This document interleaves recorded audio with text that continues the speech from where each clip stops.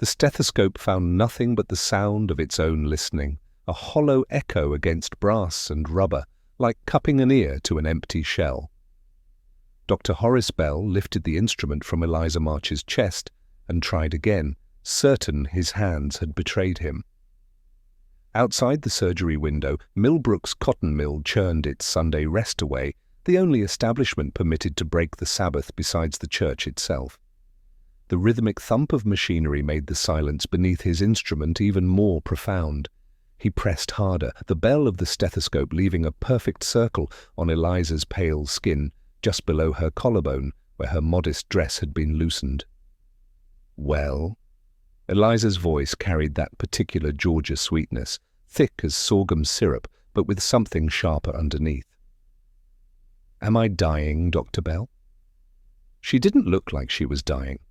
Colour bloomed in her cheeks like crushed strawberries, and her brown eyes held steady on his face, more curious than afraid. 28 years old, unmarried, the town's most sought-after seamstress, she'd been stitching Mrs. Whitmore's Sunday dress when she'd collapsed not 2 hours ago, right there in the third pew during Reverend Clement's sermon on Lazarus. "You fainted," Dr. Bell said carefully, rolling the stethoscope between his palms. The rubber tubes had grown warm from his grip. "But your heart—" "My heart's been quiet all my life." Eliza sat up straighter on the examination table, pulling her shawl around her shoulders. The movement stirred the air, bringing the scent of lavender water and cotton starch.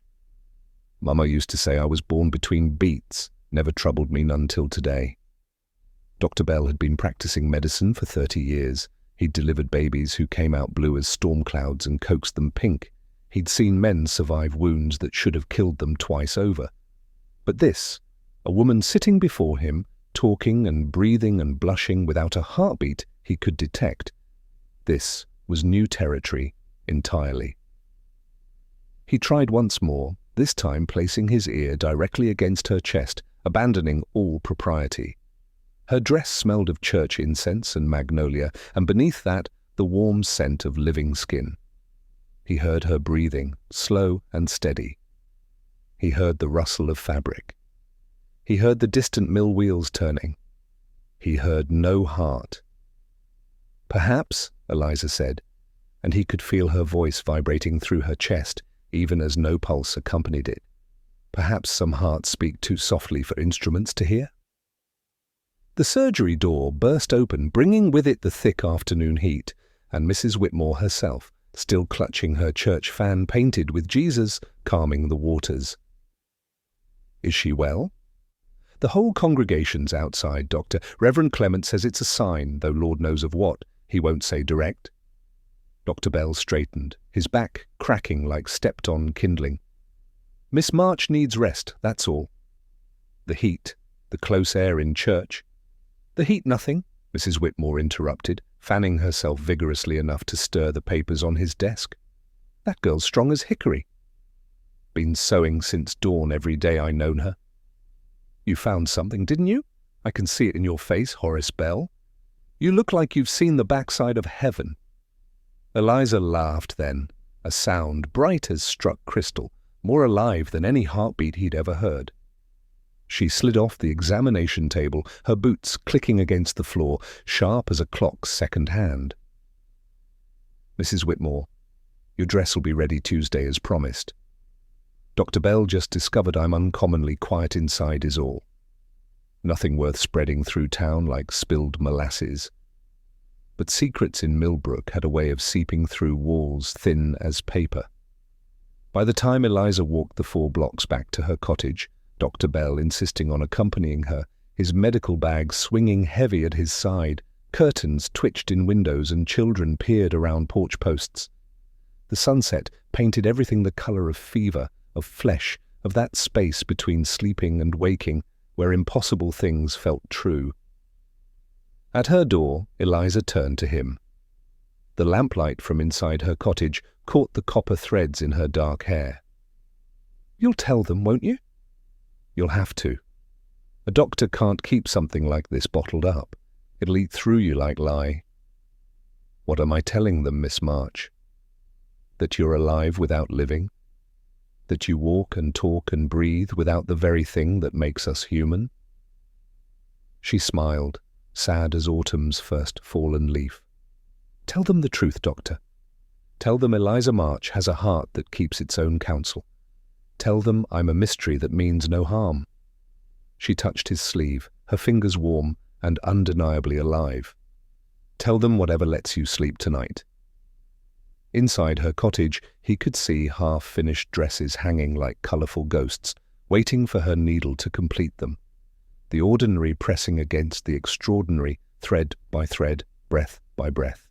Dr. Bell walked home through streets thick with cricket song and questions he couldn't answer.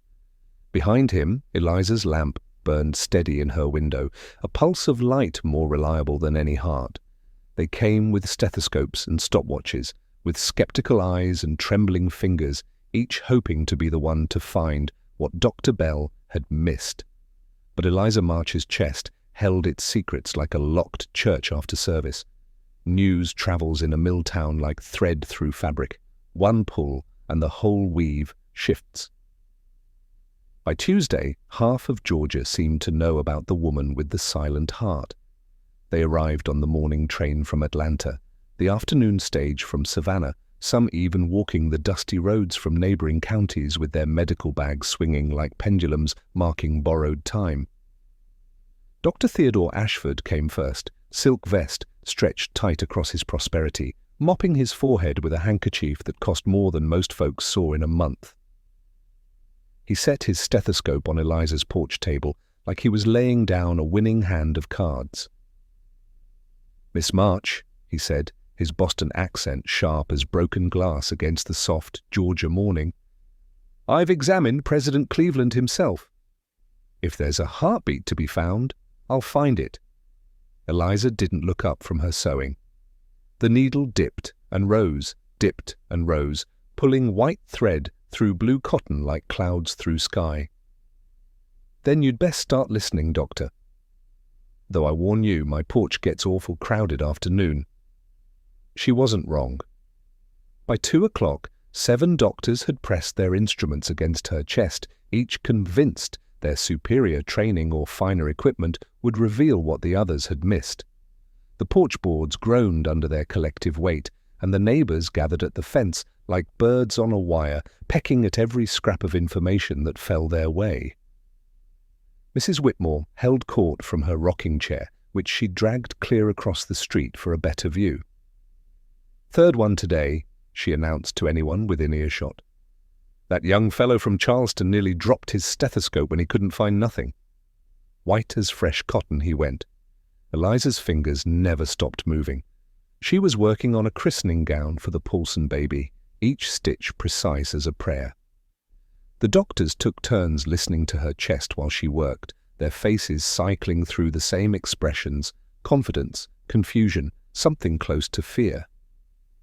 "Breathe deeply," instructed Dr. Pemberton from Macon, pressing his instrument so hard against her ribs that the metal left marks.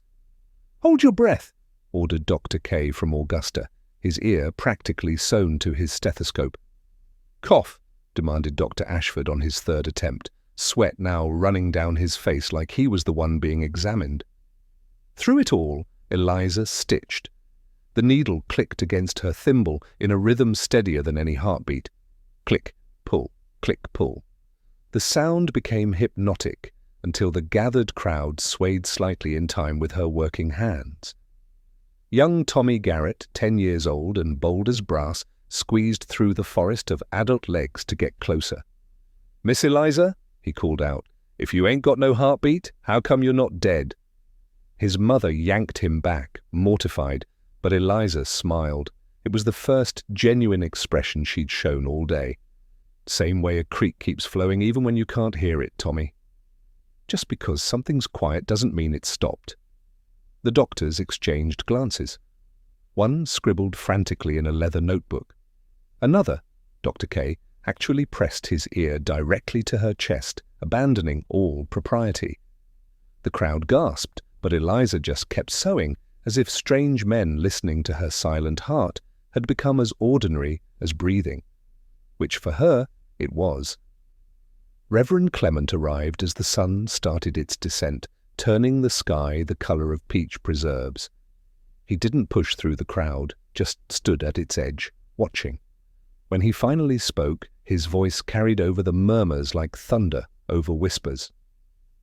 "The Lord works in mysterious ways," he said, but there was something underneath the scripture, sharp as a snake's tooth.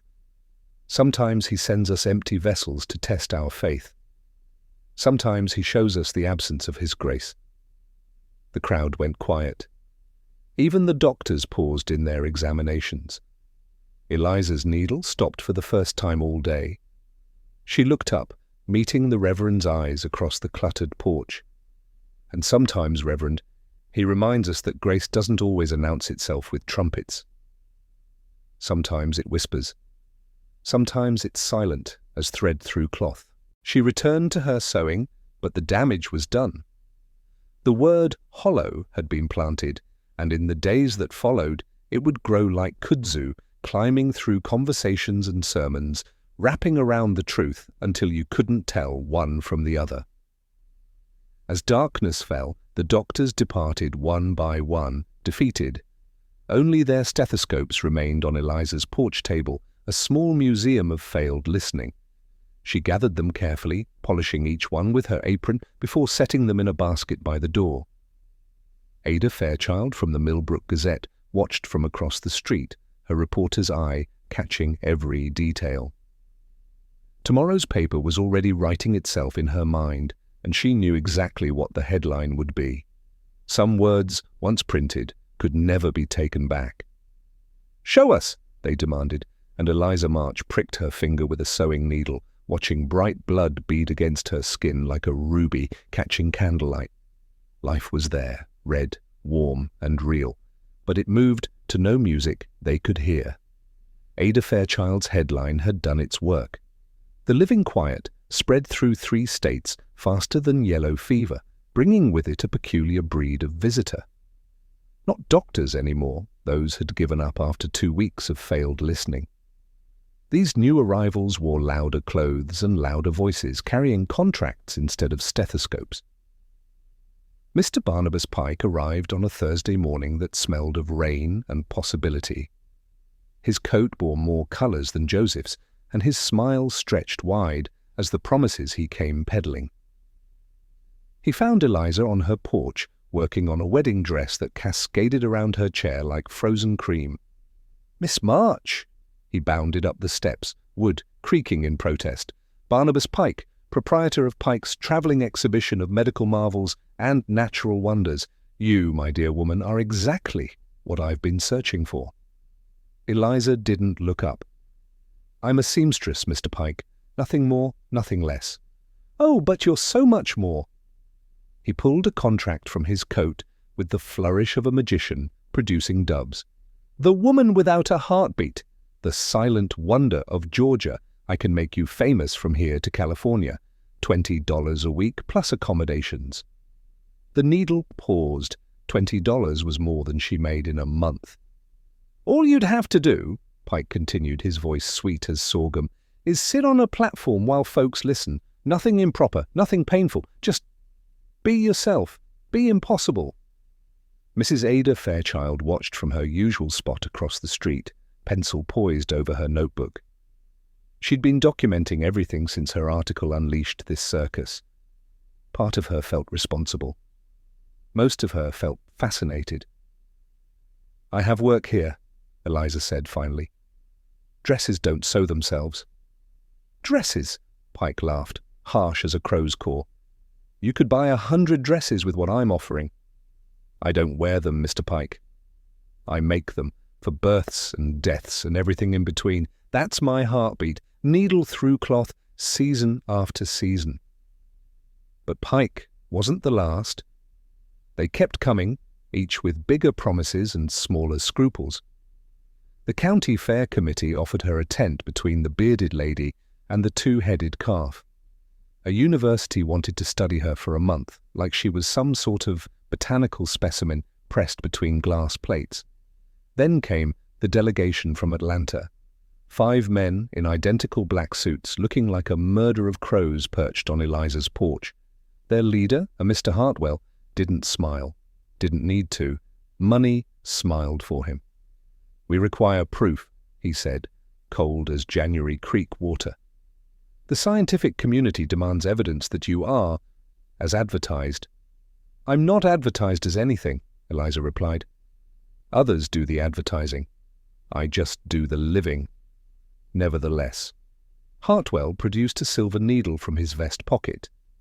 "A simple demonstration. Prick your finger. Let us see if your blood flows without a heart to pump it." The gathered crowd, and there was always a crowd now, pressed closer. Someone had lit torches against the gathering dusk, and the flames threw dancing shadows across the porch. The smoke mixed with the scent of sawdust from the mill and the molasses sweetness from the fair 3 streets over, where normal wonders were being celebrated. Eliza set down the wedding dress. She took the needle, her own, not his, and without ceremony pressed it into her fingertip. Blood welled immediately, perfect and red. She held her hand up to the torchlight, letting everyone see the drop form and fall, staining the white fabric below. Satisfied? But Hartwell leaned forward, producing a magnifying glass. "The blood emerges, yes, but notice, no pulse in the flow, no rhythm to the bleeding. It simply seeps." He was right. Where others' blood would spurt in time with their hearts, Eliza's emerged steady as sap from a tapped maple. Continuous, unbroken, impossible. "Dear God," someone whispered. "Or the absence thereof," Reverend Clement added from the crowd's edge. He'd been there every day since the doctors stopped coming, watching with eyes dark as judgment. Eliza wrapped her finger in a scrap of cotton, the blood blooming through like a tiny rose. "My blood flows, gentlemen. I breathe, I work, I live. If that's not proof enough of life, then perhaps it's your definition that needs mending, not me." Ada Fairchild wrote furiously, her pencil scratching across paper like a desperate animal. This was the story now, not just the mystery, but the dignity, the quiet resistance of a woman who refused to become a sideshow, even as the show built itself around her. Hartwell stood, his demonstration complete, but somehow defeated. "You could name your price, Miss March. Museums, medical colleges, private collectors, they'd pay fortunes for just an hour of study." "Then they'll have to remain poor," Eliza said, picking up the wedding dress again. The bloodstain on the white fabric looked like a single poppy in snow. "I name no price because I'm not for sale." The crowd dispersed slowly, murmuring. Some defended her right to privacy. Others called her selfish for keeping such a wonder to herself. The torches burned low, smoke drifting toward stars that watched, silent as Eliza's chest. Winter was coming early that year. Ada could smell it on the wind, sharp and medicinal, like camphor and coming grief. Soon, the story would change again. Dr. Bell rolled up his sleeve and drew the scalpel across his own wrist with the precision of a man who had cut flesh for 30 years. The crowd held its breath as his blood painted his palm red. Then they turned to Eliza, waiting for her impossible silence to prove itself once more. Winter had arrived like an uninvited guest, bringing with it a cough that rattled in Eliza's chest like dice in a gambler's cup. For 3 weeks she'd been laid up, the first time anyone could remember her not working. The town had gathered in the square this December morning, not for curiosity anymore, but for something darker, a reckoning. "This will settle it," Dr. Bell announced to the assembled crowd. The wooden platform creaked beneath his weight, hastily built, but sturdy enough for what he called a scientific demonstration. What others called a blood test. What Eliza, standing beside him pale as fresh paper, called an ending. The whole town had turned out. Ada Fairchild stood in the front row, her notebook closed for once. Mrs. Whitmore clutched her church fan despite the cold. Tommy Garrett perched on his father's shoulders, eyes wide as coat buttons. Even the mill had stopped its churning, the silence strange as snow in July. "Observe," Dr. Bell said, his voice carrying across the square. He held his wrist to the crowd. The scalpel had been precise, enough to bleed, not enough to endanger. His blood pulsed out in visible spurts, each one timed to the heart everyone could see, beating in his throat. This is life as we understand it. Blood pushed by a heart's rhythm. Spurt, pause, spurt, pause. The crowd counted along silently, some pressing fingers to their own wrists, finding comfort in their matching rhythms. Now, Dr. Bell turned to Eliza, his face a map of conflicted loyalty. He'd been her defender for months, but the town demanded proof. The winter sickness had changed things. If she could fall ill like anyone else, they reasoned, perhaps she could die like anyone else too. They needed to know what they were dealing with. Eliza held out her wrist. She'd dressed in her best Sunday dress, dark blue like deep water, though her skin showed fever pale above the collar. The cough had left her thinner, her cheekbones sharp as accusations. "You don't have to do this," Dr. Bell whispered, low enough that only she could hear. "Yes," she said, steady as her strange circulation, "I do." The scalpel touched her skin. The crowd leaned forward as one body, their collective breath forming clouds in the cold air. Somewhere, a horse stamped its foot. A baby cried and was quickly hushed.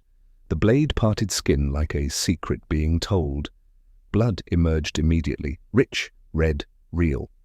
But where Dr. Bell's pulsed with life's rhythm, Eliza's flowed like spilled wine, continuous, smooth, no spurts, no pauses, no evidence of a heart's percussion. It ran down her wrist in an unbroken stream, beautiful and terrible as a sunset you know might be your last. "God in heaven," someone gasped. "No," Reverend Clement stepped onto the platform, his black coat billowing like judgment itself. "Not God, this is absence, this is hollow." He pulled out his Bible, pages rustling like dried leaves. Ezekiel speaks of those who walk but are not alive. Empty vessels. Abominations. "That's enough, Reverend." Ada Fairchild's voice cut through the murmur. She'd climbed onto the platform, small but fierce as a bantam rooster. "I've watched this woman sew christening gowns and burial shrouds for half this town. If she's hollow, then hollow's got more humanity than most." But the crowd was splitting like fabric under strain. Some nodded with Ada. Others clutched their children closer, as if Eliza's condition might be catching. The blood still flowed from both wrists, Dr. Bell's in time with life as they knew it, Eliza's in defiance of everything they thought they understood. Dr. Bell swayed suddenly, his pulse visible in the blood flows speeding up. Too much blood lost, perhaps, or too much truth revealed. He stumbled, and Eliza, bleeding steadily, impossibly, caught him with her free arm. "Enough," she said, loud enough for all to hear. "We've both bled for your curiosity." She helped Dr. Bell to a chair, then wrapped both their wrists with strips of cotton she'd brought for just this purpose. The white fabric bloomed red, his in spots like poppies, hers in a steady spread like sunrise. Reverend Clement raised his Bible higher. "This woman is hollow," he declared. "A warning from God about the dangers of existing without faith, without heart, without—" "Without what, Reverend?" Eliza turned to face him fully. Despite her pallor, despite the blood and the cough that punctuated her words, she stood straight as a needle. "Without making a sound? Without drumming out my existence for everyone to hear? Maybe some of us were meant to live quietly. Maybe silence isn't emptiness, it's just another way of being full." The platform creaked as the crowd pressed closer, then pulled back, then pressed closer again, unable to decide if they were witnessing revelation or blasphemy. "The town's seen enough," Dr. Bell said weakly from his chair. "We've all seen enough." Eliza looked out at the faces she'd dressed for their most important days. People whose measurements she knew better than their own mothers did. People who trusted her with silk and secrets both. Now they looked at her like she was a stranger, or worse, like she was exactly what she'd always been, but that had become unbearable. The town split that night like fabric cut against the grain. Decade by decade, Eliza March stitched the town's milestones into being: christening gowns and wedding dresses, mourning clothes and Sunday best, her needle marking time more reliably than any clock. Still, no stethoscope found her heart's rhythm. The winter cough of 1888 had passed, leaving Eliza thinner but undiminished. The town, however, had changed, some threads holding, others fraying beyond repair. But babies still needed christening gowns, brides still needed dresses, death still required its dark dignity. And Eliza's needle never stopped. By 1895, electric lights had come to Main Street.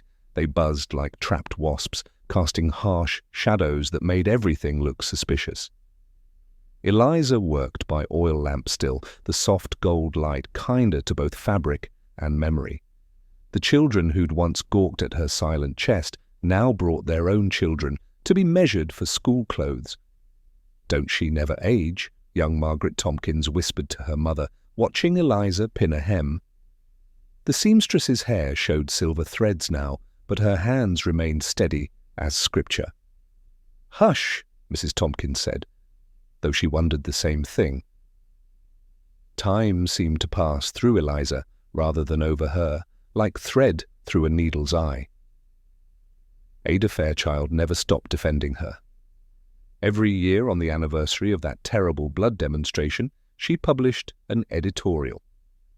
"The Measure of a Life," she called the series. 1898's was particularly fierce. We measure horses by their speed, crops by their yield, and men by their accumulated wealth. Why then do we insist on measuring a woman by the presence or absence of a detectable heartbeat? Eliza March has sewn this town together for 10 years since we tried to tear her apart. Every wedding dress carries more life than 1,000 pulses. Every burial shroud shows more grace than 100 sermons about hollow vessels. Reverend Clement had left in 1892, called to a parish in Tennessee. His replacement, young Reverend Wade, made a point of commissioning new altar cloths from Eliza his first week in town.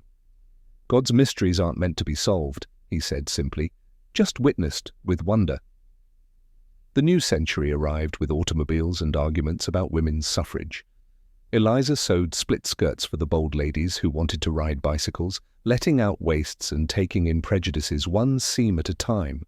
Dr. Bell, his hair now white as fresh cotton, still visited monthly to listen to her silent chest, not from medical curiosity anymore, but from something closer to friendship, or penance.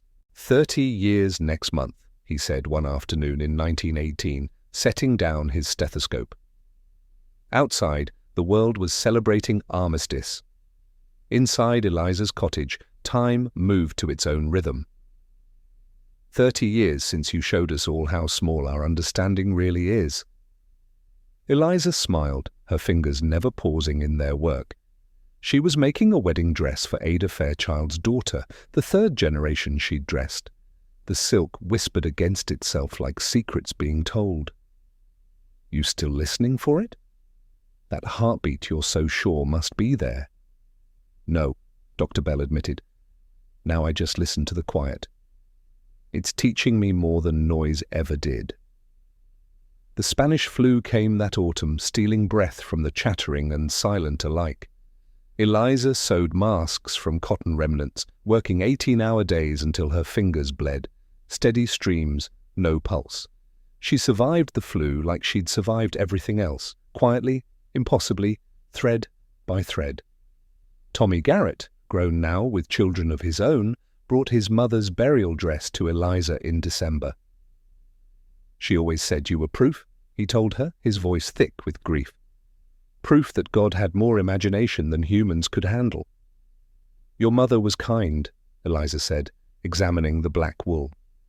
"Kindness beats louder than any heart." Age had finally begun to show itself in earnest. Her fingers, though still precise, moved slower. Her back curved slightly, as if bowing to the weight of all the clothes she'd made, all the lives she'd dressed. Yet doctors from Atlanta still occasionally appeared, new generations carrying newer instruments, each certain they could solve the mystery their predecessors couldn't. She let them listen. The silence had become its own kind of music by then. Ada Fairchild, her hair now iron-grey but her pen still sharp, visited on a Tuesday that smelled of coming snow. "I'm writing your story," she announced. "The real one, not the spectacle, not the mystery. The woman who kept sewing while the world tried to unravel her." "Stories need endings," Eliza said softly. She was working on what would be her last dress, a christening gown for the newest Bell grandchild. The stitches were tiny as rice grains, perfect as prayers. "I'm still here, still quiet, still stitching." "Some stories don't end," Ada replied.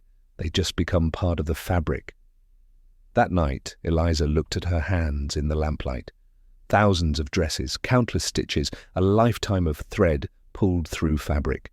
Each piece carried something of her, not her heartbeat, but something deeper. The quiet rhythm of persistence, the pulse of purpose that needed no sound. In 1918, as the world emerged from war and influenza, Eliza March lay down for the last time, her work finally complete. Death came to Eliza March as gently as sleep, without drama or struggle, leaving behind only the kind of stillness that had always been her signature. The autopsy would find a perfectly ordinary heart, betraying nothing of the mystery it had carried for 3 decades. She had lived 30 years without a pulse anyone could measure, but everyone had felt her life. The morning they found her, December 20th, 1918, snow fell soft as sifted flour over Millbrook. She lay in her bed, surrounded by completed garments, as if she'd arranged herself among them like the final piece in a quilt she'd been making all her life. Ada Fairchild arrived first, having developed a sense over the years for when stories were ending. She found Eliza peaceful as a finished seam, hands folded over a christening gown she'd completed the night before. The needle was still threaded, stuck carefully in the pincushion, ready for work that would never come. "Oh, Eliza," Ada whispered, and for the first time in her career, the words wouldn't come. How do you write the ending to a mystery that was never meant to be solved? Dr. Bell arrived within the hour, his medical bag heavy with the weight of 30 years' curiosity. He placed his stethoscope on Eliza's chest one final time. Habit more than hope. The silence that greeted him was different now. Not the living quiet he'd grown accustomed to, but the ordinary absence everyone understood. "Should I?" He gestured toward his bag, toward the instruments that could finally reveal what her living body had hidden. Ada considered this. Outside, the town was waking. Soon they'd know. Soon they'd demand answers that 30 years of wondering had built into necessity. "She deserves to choose," Ada said finally, "even now." But choice was a luxury the dead don't often receive.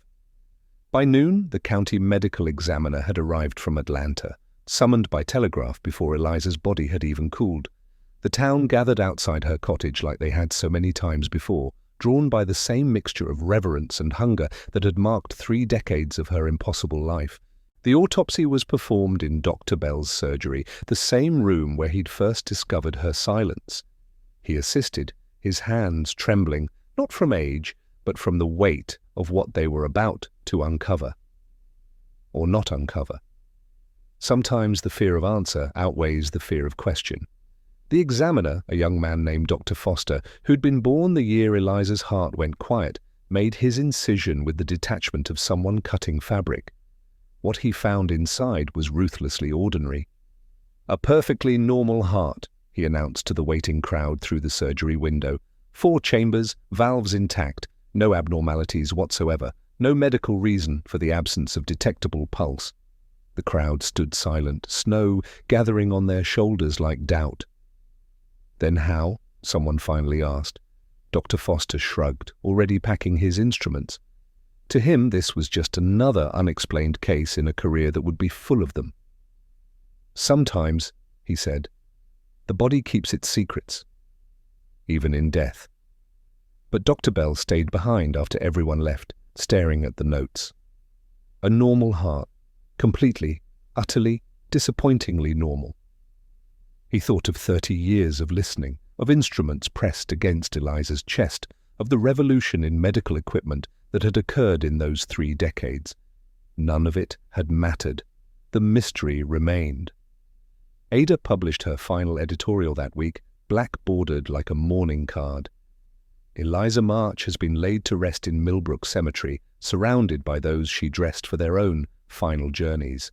Her grave marker reads simply, Seamstress, 1860 to 1918.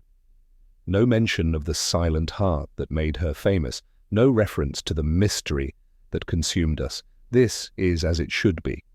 She was, first and last, a woman who worked with thread and cloth, who marked our lives' passages in silk and cotton, wool and linen.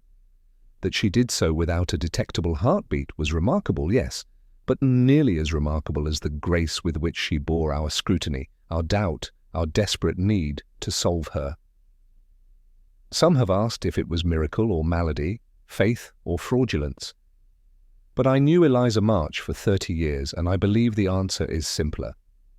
She was proof that life cannot always be measured by our instruments, that existence persists in forms we don't yet understand, that mystery sometimes is a gift rather than a problem to be solved. Her heart, the autopsy showed, was perfectly normal, which means either our instruments failed for 30 years or, and I prefer this explanation, Eliza's heart simply chose to beat in a frequency only she could hear. A rhythm between rhythms, a pulse between pulses, a life lived in the spaces where our measurements couldn't reach. The funeral drew crowds from 3 states, but it was conducted quietly, as Eliza would have wanted. Reverend Wade spoke of mysteries and wonder. Dr. Bell spoke of humility and the limits of knowledge. Ada Fairchild said nothing aloud, but stood by the grave long after others left, snow gathering in her grey hair, like the years gathering in her memory. Tommy Garrett's daughter, wearing a dress Eliza had made just months before, placed a needle and thread on the coffin before it was lowered. "For whatever needs mending in heaven," she said, and even the skeptics found no argument with that. Some stories end not with answers, but with acceptance. Eliza March had shown her town that life could be measured in more ways than heartbeats, in kindness stitched into cloth, in dignity maintained despite curiosity, in the quiet courage of being inexplicably alive. The snow continued falling as they filled the grave, covering the earth like a blank page, ready for new stories. But in the town's memory, in the clothes that would last generations, in the questions that would never quite be answered, Eliza's silence continued speaking. Her heartbeat perhaps had never been missing. It had just been listening,